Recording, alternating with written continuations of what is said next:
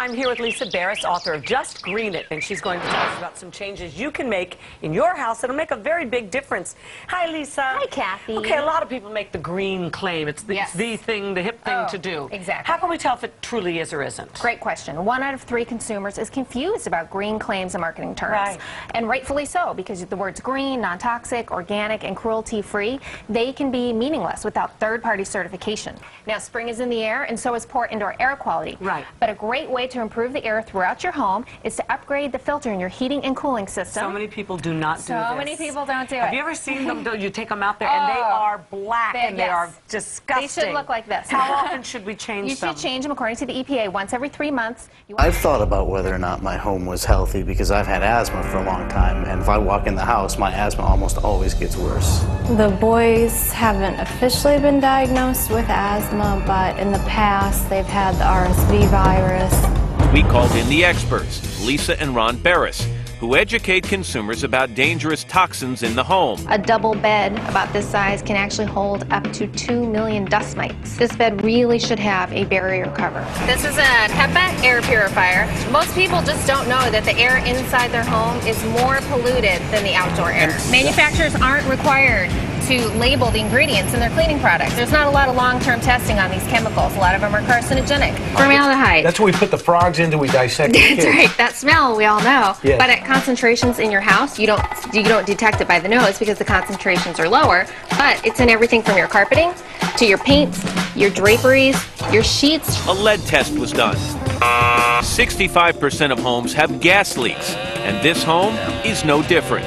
Then check the house for water leaks and mold. He then tested for something you've probably never heard of, the body voltage, or the amount of electricity on the children when they're sleeping. We're actually seeing 1 volt AC on the child's body. How healthy or unhealthy is their home? Their house is not healthy. The reasons are basically this, and this is typical of most homes. We found contaminants in the water linked to cancers and heart problems and more diseases. We found high body voltage in the nursery because of electrical wiring in the wall near the cribs. We found a gas leak in the water heater that they didn't even know was there. And most importantly, we found poor indoor air quality from mold that was found in the carpet, as well as a very serious dust mite problem that they didn't know they had. The Doctors is all new. How safe is your home? I didn't even realize this was a potential hazard, and it's right on the opposite side of the wall from our bedroom. Hidden dangers. 60 spores in the sample, that would be considered toxic. You had 13,560 spores. Then plastic containers. Some are safe, some are toxic. What the number on the bottom can tell you. Is your family protected? The Doctors.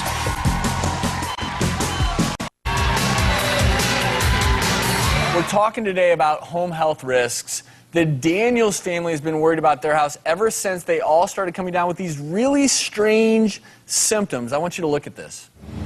It was going to be our dream home, and it's turned into a nightmare. Shortly after we moved in, I started noticing everybody being sick all the time. Chronic colds, chronic sinus infections, chronic ear infections, asthma, headaches, extreme fatigue. I started putting 2 and 2 together. When my neighbor said something to me one day, you know, God, you guys are always sick. One of you is always sick. It was a big light bulb moment. Maybe there is something in the house that's making us sick. I can't explain why we have these symptoms. When my mom comes to visit, she ends up getting sick. As far as my husband goes, he's never had allergies in his life until he's moved into this house. My kids are very often sick. My youngest one, he's had hearing loss from so many ear infections. Is it coming through the vent?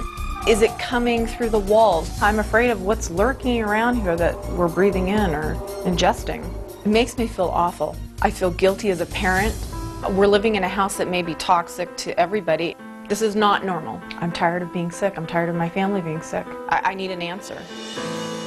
We're here with Ashley and Matt, and you have a little baby Nathan is in the house now. And Lisa, you're going to show us how to test some of his toys for lead. Exactly. One of the biggest nightmares a parent can have is to find out that their child's favorite toy is contaminated with lead. The other thing we worried about in the Daniels home is what was their air quality like? What were the mold levels? I want you to look at this.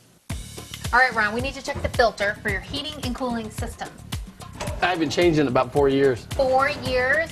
You should be changing this once every 3 months at the start of every season. Look at that. Oh, that's ugly. And it's spreading mold and bacteria and viruses throughout your air.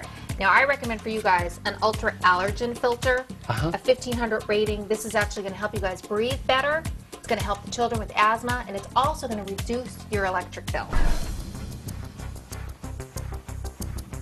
And I know everyone in the family has breathing problems. Everybody. So what we're going to do is we're going to take a sample of the air in this room. Okay. And what we're going to test for is mold, pollen, carcinogenic fibers, which is cancer-causing fibers like asbestos or fiberglass. I'm using your vacuum just as a section. Okay. And I'm going to be collecting a sample.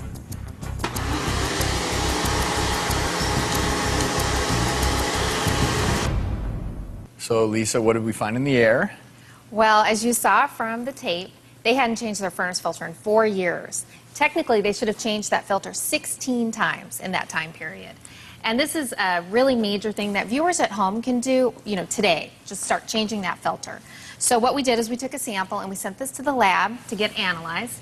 And we found, with the allergen perspective, things came in pretty normal as well as major chemicals. But we found a very serious dust problem. And this is a concern because of the kids' asthma. So in your family room that we tested, there were 324,300 particles per cubic meter. Just to paint a picture for you, an average home accumulates 40 pounds of dust a year. Your home was 60% higher than that. So this is a real concern. Especially with respiratory problems, potential asthmatics in the family. I'm left